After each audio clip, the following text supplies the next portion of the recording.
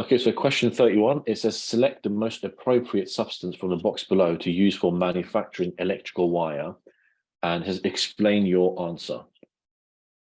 Obviously, it's not going to be nitrogen because nitrogen is not a metal. It'll be covalently bonded. So it's a non-metal. And of course, non-metals like that, they don't have any delocalized electrons. And they also don't have any ions, so it wouldn't conduct electricity. Magnesium iodide, when this is solid, is not going to conduct electricity. It would only conduct electricity when it's molten or dissolved, okay, in liquid. And of course, in like electrical cables, you're not going to have a liquid running through it. You need a solid, right? So iron would be the best option. So it's iron. And that's because it's got metallic bonding. And then also that it has delocalized electrons. All right. Question 32. Glass is extremely strong, durable, and resistant to heat and weather. Explain how the bonding present in glass enables it to have these qualities. Your spelling and punctuation and grammar will be assessed in this question.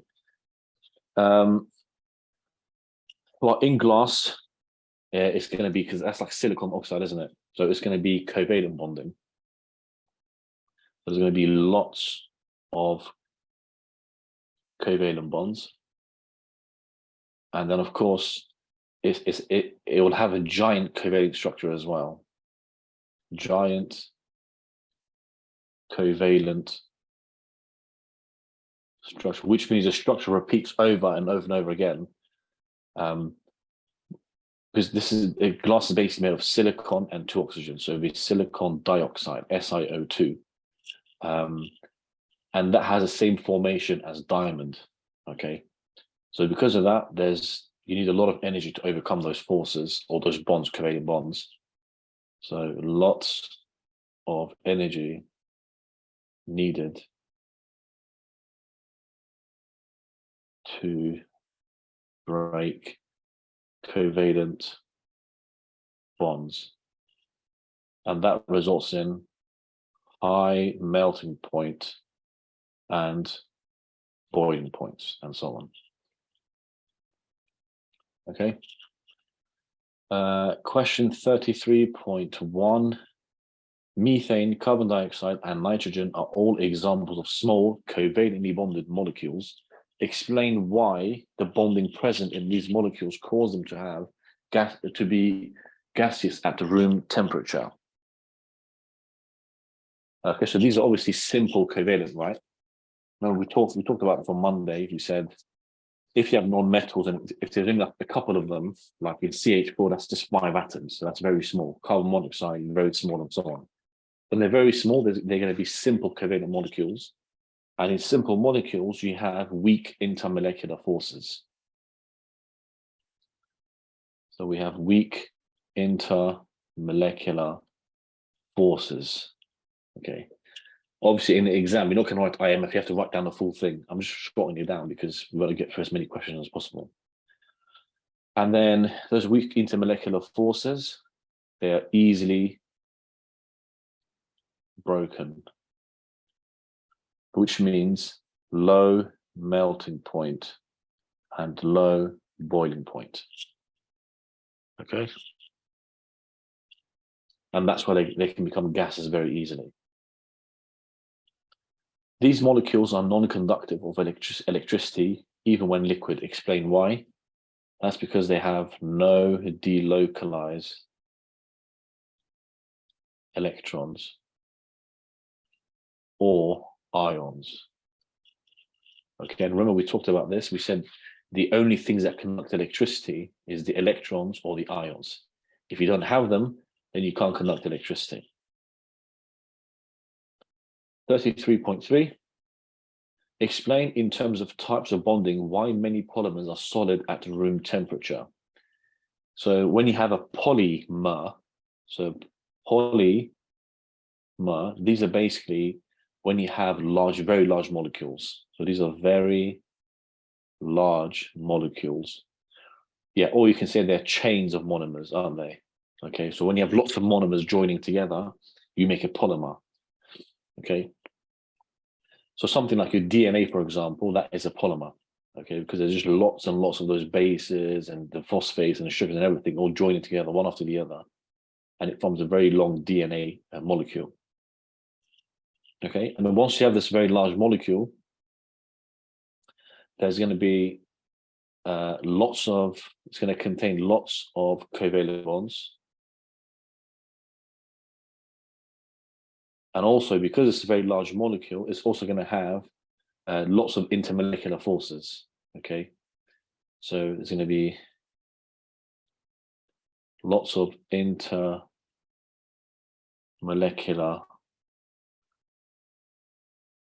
forces, and that means lots of energy needed to break them. And that's the answer. Moving on to question 34. Complete the passage below by inserting appropriate vocabulary to accurately describe polymers. Polymers are large structures made up of many smaller units called monomers.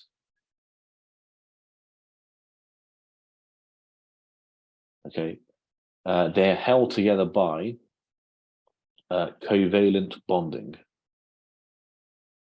because you only get polymers forming in non-metals. Okay, so you wouldn't have like a polymer made of metals. You can't. It's only made of non-metals. So they're held together by covalent bonding, which forms extremely long chains. The large numbers of bonds within polymers, combined with the bonding, with the bonds linking different chains together, causes them to have a high, you can say high boiling point, or you can say melting point, which is usually much higher than other covalently bonded structures. Which makes sense, because if you have like oxygen is covalently bonded, but it has a very low melting and boiling point, because it only has one covalent bond and it's small, and that's about it. Whereas with polymers, there's going to be lots and lots of covalent bonds and lots of intermolecular forces. So it has a higher melting and boiling point. Question 35, it says, explain what is meant by the term alloy. So an alloy, this is referring to metals. It's when you have two or more metals that are mixed together. Two or more metals mixed together. Even though you can also get non-metals mixed with them. So it's a mixture of metals, but you can also have some non-metals in there. For example, like you can have like iron, and you add some carbon in it as well to make steel. Okay, but they're not bonded. It's just a mixture. Okay, and yeah, 36.1. It says, shown below are examples of coins made from varying alloys. States two properties of alloys which make them ideal for use as coinage. Well, first of all, if it was only made from one type of metal alone, then it will be very heavy. Okay, it'll be very dense. But when you mix with other metals, you can have low density, so that it'll weigh less. It'll have a lower mass, but it'll be strong.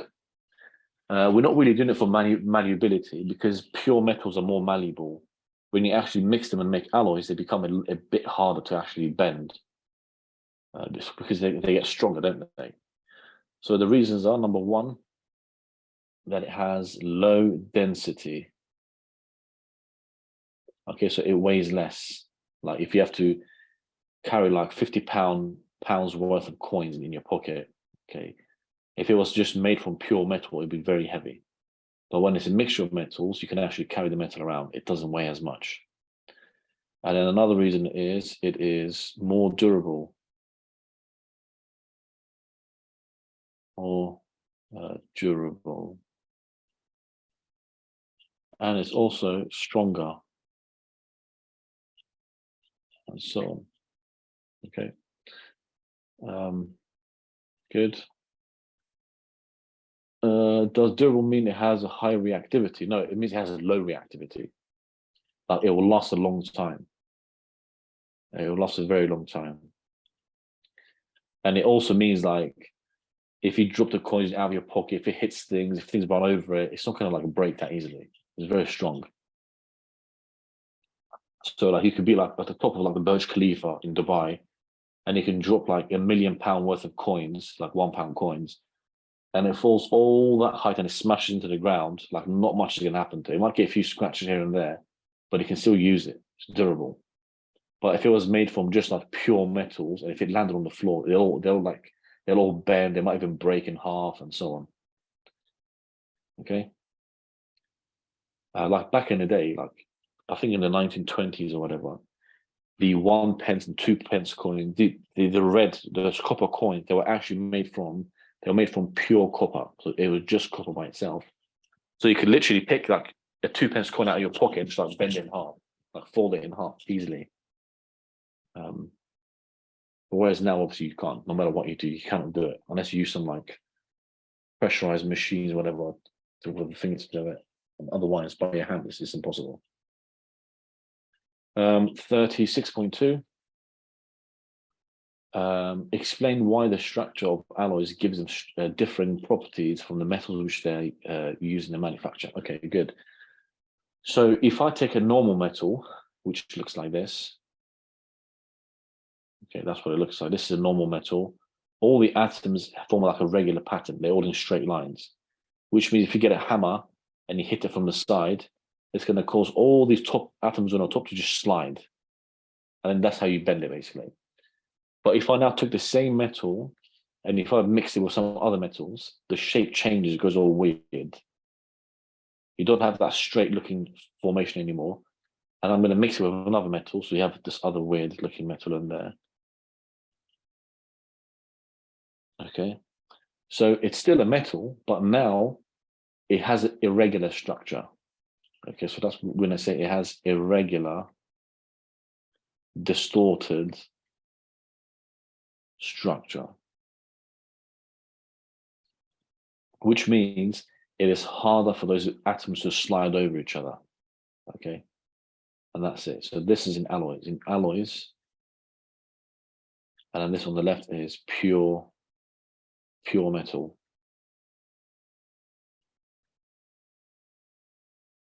How come they become lighter? Because it takes up less space. That's why. Because the shape is irregular, you can't pack them as closely together as before. Yeah, that's why. Yeah. Question 37. Diamond is a giant covalent structure made up of carbon atoms. Use a diagram of diamond below to explain why the melting point of diamond is extremely high. What does it mean by which are used in their manufacture? Yeah, I mean, the wording is a bit weird.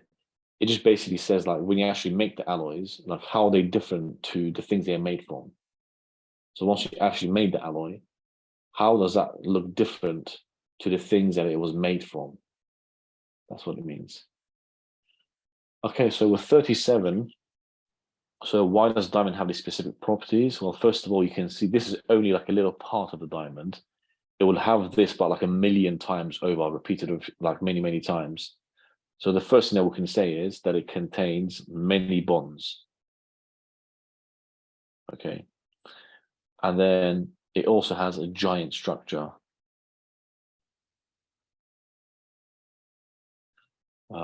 And then because it has many bonds and a giant structure, it needs lots of energy. Lots of energy needed to overcome the bonds or break the bonds. And that results in high melting point. Okay.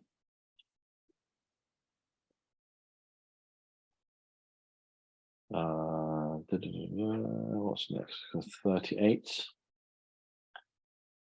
The box below, it names the box below names 5 commonly found substances From the materials listed, state one which would be suitable for the purpose given below.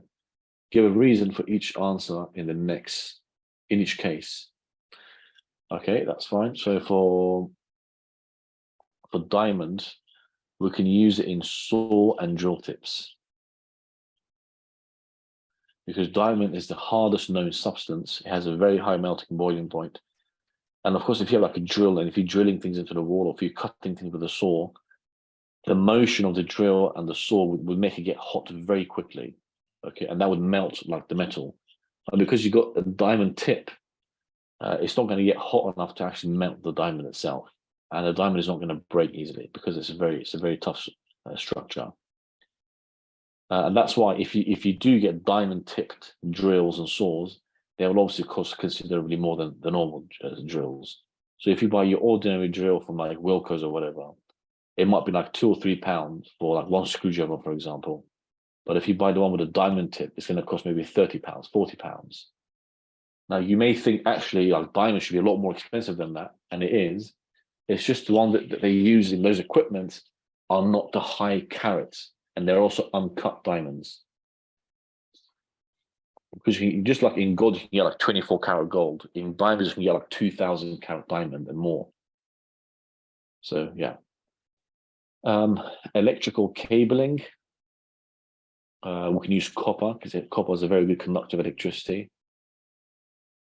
Insulation matting, that would be rubber. Laboratory glassware, that's obviously just going to be glass. And alloy wheels, that can use steel. Question 39 is carat concentration. Yeah, so it's kind of like that. It's like a percentage, isn't it? So if you have like a 24 karat gold, then it's like saying it's 100%. 100% gold. Whereas if you have 22, it's like saying 98% gold and so on. Can you not just like take the diamond off the drills and sell it? Not really, no, because there's very little. It's just enough like to stick it on, and if you hold the drill in your hand and like hold it against sunlight, you can see it sparkling at the tip. And you can't really take it out because it's like embedded into the metal. It's very difficult to take out. And even if you did, like, you're not going to get much profit out of it because it isn't the super expensive type of diamond. It's like it's the cheaper version. 39, shown below is a structure of graphite, a formation of carbon. Use a diagram below to explain why graphite is much softer than diamond. Well, first of all, of graphite, each carbon atom forms 3 covalent bonds. So if I take this one over here, this little dot, you can see that it's going up and connecting there. That's 1. It goes down and connects there. That's 2 bonds and 3 bonds. So that's the first thing. Each carbon atom forms 3 covalent bonds. Okay, so the first thing is I'm going to say each carbon forms 3 covalent bonds, whereas in diamond, they form 4, don't they? And then the second thing is there are layers that you can see. So on the top we have one layer of graphite, and at the bottom we've got another layer. And these layers are like attracted towards each other by intermolecular forces. And of course, we know that the intermolecular forces are very weak. So we're going to say they've got intermolecular forces. And these intermolecular forces, it means that the diamond is quite slippery. Graphite is slippery because we can easily break the intermolecular forces. Okay, so we're going to say the layers can move. And that's why it is softer than diamond, because in diamond, nothing moves. All right. Question 40. Shown below is an example of how a common pencil can be used to complete an electrical circuit. The central part of the pencil is made of graphite. Explain why the structure and bonding of graphite makes it able to act as a conductor in the circuit. Well, because we said that in graphite, each carbon atoms form 3 covalent bonds, that means that there are delocalized electrons. Okay, because because carbon can form maximum 4 bonds. Okay, and when it forms 4 bonds, it means there is nothing else left over. But if you're forming 3 bonds, it means you have 1 leftover electron. Okay, so we're going to say that it has delocalized electrons. And these are obviously free to move. Free to move and conduct electricity. Okay. 41.1, state 2 possible uses of carbon nanotubes. Carbon nanotubes, some key examples, they're used in cosmetics. So they can be used in makeup, in deodorants and things like that. It's also going to be used in medicine. And of course, we can also say it's used in like research. Because nanotubes are still a very new discovery. They're not fully understood. So we don't yet fully use them in medicine and cosmetics and that kind of stuff. It's still like in the early stages. So it's very valuable for research purposes. Um, 41.2, calculate, do we use nanoparticles in like moisturizer? Yeah, so that would be another really good one to use. So like skincare, that kind of stuff. Because nanoparticles are so tiny, they can fit into the little pores in your skin. And it'll be a lot more effective than the other kind of forms of like skincare. Because of the fact that it can go into like every little crevice in your skin. But then that has a downside, because what if it goes through your skin and that is so small, it actually gets into your body, like inside of your body. And then somehow it goes into your blood. And then somehow it ends up like accumulating in your lungs or your liver or your heart. And perhaps after about 20 or 30 years of using this stuff, you start suffering with very serious health conditions. And that's the reason why we're not yet fully utilizing it in a broader sense, because we don't yet fully understand the long-term implications. So 41.2, a carbon nanotube has a length of 8.5 times 10 to the power minus 12 centimeters. And we're also given the cross-sectional area. And we're asked to work out the radius ratio of this. Right, okay, cool. I mean, we're being asked to work out the ratio here, okay, the radius. And to do that, we know that the radius is, so we've been given the length and the cross-sectional area. Okay, so we could use pi r squared, but we've been given the cross-sectional area. So we can do the cross-sectional area, which is 1.23 times 10 to the power minus 19. And that's supposed to be centimeters, by the way, not meters. There's a mistake there. And we can divide that by pi, which will give us r squared. And then you can square root the r squared to get r by itself. So let's do that right now in the calculator.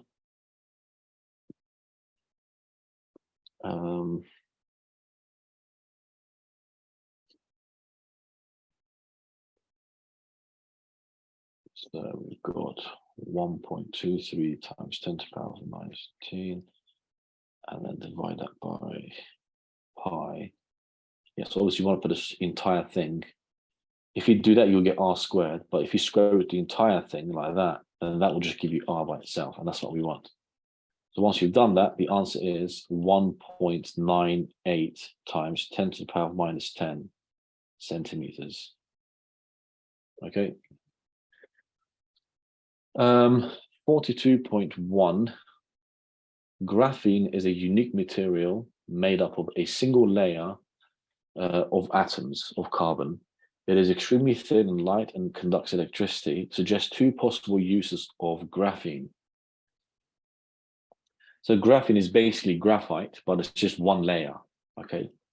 So that means it has all the features that graphite has, in that it conducts electricity, in that It can be used as like a lubrication and things like that. And because it's really lightweight, we can actually use it to make materials with it, like things like rockets and things like that.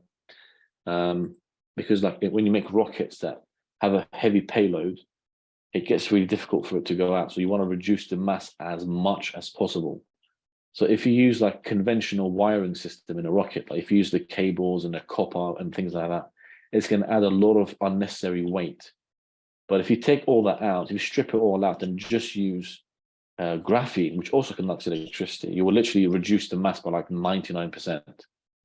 Okay, because graphene is just literally one atom thick. So we're going to say for that one, good uses for it is it can be used in electrical circuits, electrical circuitry.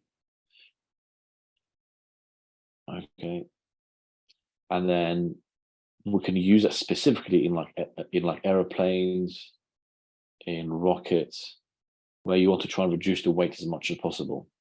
Okay, and it can even be used in cars in the future as well, so that we don't use too much of the natural resources.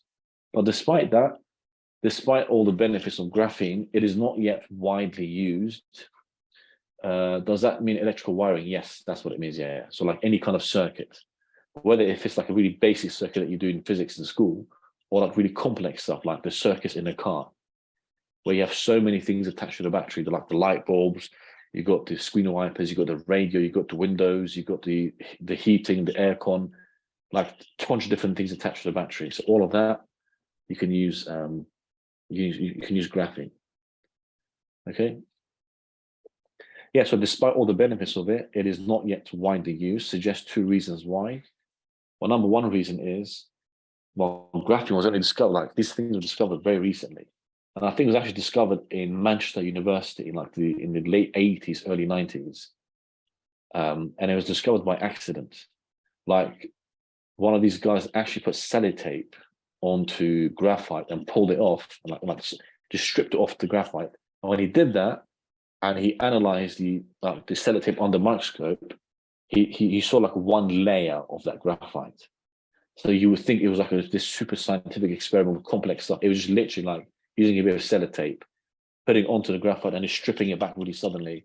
And then that's, you just stripped away one graphene from the graphite. That's what it was. So it is quite difficult to take the one atom thick of graphene. It is not yet very easy to do that. And that means it's going to be very expensive. Okay. It is expensive, and it's also difficult to produce. What is graphene used in? So it can be used in things like touchscreen, you know, like our phones, touchscreen phones, in smartwatches, in computers. It can be used in electrical circuits. It can be, but it's not yet being fully used because of the fact that it's so difficult to make, and that makes it very expensive. So I guess probably right now it's using like really super complex government, like secret stuff, you know. But we don't yet have full access to those things. Yeah. And then also the third thing that we can say is not yet fully understood. Like we roughly know how it works, but that's just like a pinch, like it's just like a drop in the ocean. We just don't know the full ins and outs of it yet. Okay. 43.1, the box below gives several size ranges. State what is meant by nm. So nanometers, that refers to anything that's within 1 to 100 nanometers. And of course, as we know, a nanometer is a billionth of a meter. In other words, 1 times 10 to the power of minus 10 meters. State which size range is correct for the following? Nanoparticles. Well, we already kind of just said that. It is 1 to 100 nanometers. And a coarse particle. So we have 3 types of particles. We have coarse particle, then we have fine particle, and then we have nanoparticles. So the coarse particles are like the really big particles. Anything that's like up to 1 millimeter.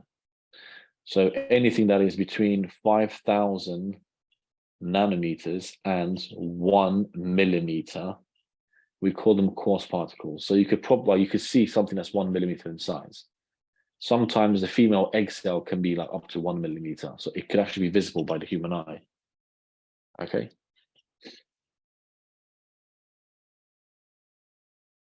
All right. 43.3. Nanoparticles often have radically different properties from larger particles of the same substance. Explain why. What that means is, if you have like a piece of gold, that you can actually hold in your hand, then if you take a nanoparticle size of the gold, so if you take a couple of atoms of gold, then have a huge chunk of gold next to it, technically they're the same thing, aren't they? It's just like they're both gold. And yet, when you take a nanoparticle amount of it, the properties change. And that's due to the fact, it's due to surface area. Surface area. So if you take a chunk of gold and you look at it, it looks yellow or golden in color, right? But if you take a nanoparticle of it and if you look at it with a microscope, it may actually look pink, which is really weird. It looks weird. Yeah. 44, a cube has a side length or measuring 7.5 centimeters on each side. Find the surface area to volume ratio of this cube, giving your answer as 1. Okay, cool. So surface area, let's do that first. That just means you have to work out the area and then you times it by 6 because it's a cube and it has 6 sides. So first of all, the area, so 7.5 squared. Then we're going to times that by 6 to work out the surface area. And for this case, it's going to be 337.5 centimeters squared.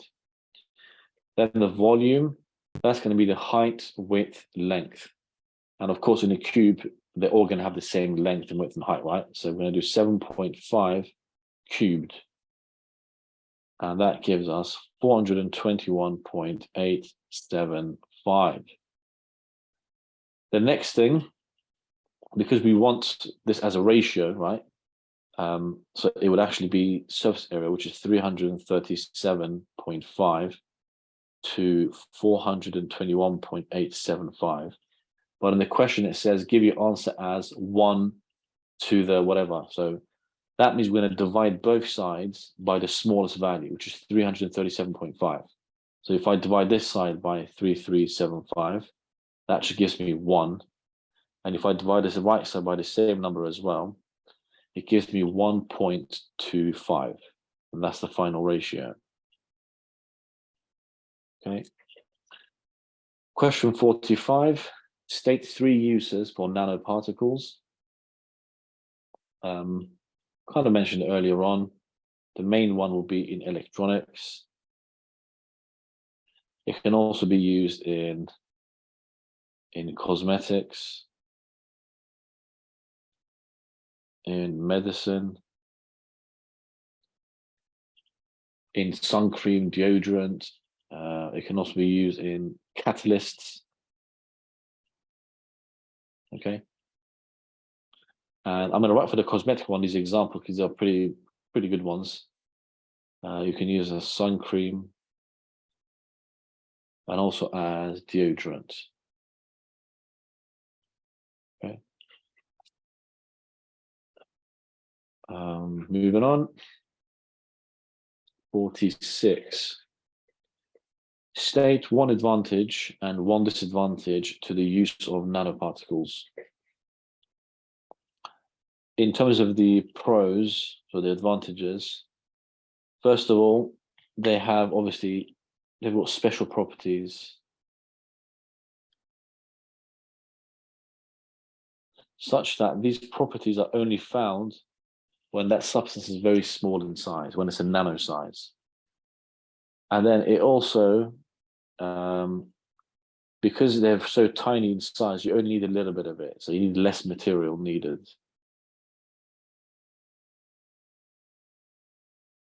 Less material needed.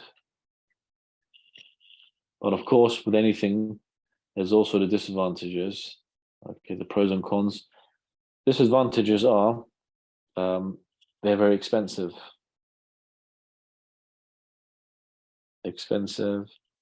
And it's obviously difficult to make as well.